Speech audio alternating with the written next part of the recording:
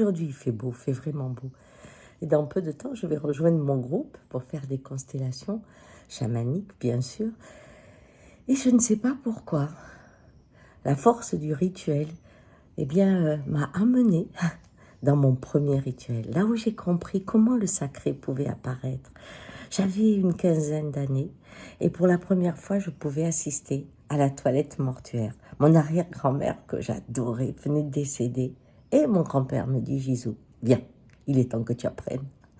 Et c'était difficile parce que, bon, j'avais déjà une grande peur. Voir mon arrière-grand-mère nue, c'était pas possible parce que elle était tellement pudique, tellement quelqu'un de respectable que dire qu'on allait la déshabiller devant moi, c'était une transgression épouvantable.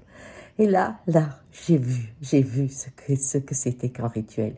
Quand l'amour transforme le geste, quand déshabiller, c'est honorer, quand laver, c'est associer les larmes du cœur à l'eau pure de la vie et enrober cette personne de ça, de cet amour, de cette eau et de cette façon si délicate de la dévêtir pour la revêtir ensuite. J'ai vu toutes ces larmes couler et arroser ce dernier jour, ce dernier geste, ces derniers moments où l'on croit encore que l'on peut faire quelque chose pour l'autre. Et cela m'a énormément appris car j'ai vu que ce n'était pas un geste. Ce n'était pas un regroupement, ce n'était pas une intention, c'était bien au-delà. On passait dans quelque chose qui était la force du rituel.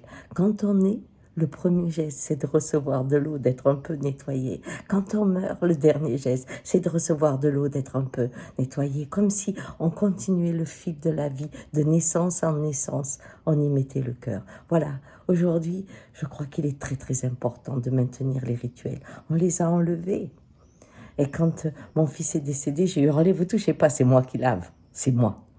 Parce que j'avais appris ça. Mais par contre, quand mon grand-père est décédé, je suis arrivée tout de suite. Pourtant, j'étais là et je ne sais pas ce qui s'est passé. Le temps que je tourne le dos et on avait déjà fait la toilette par des gens professionnels.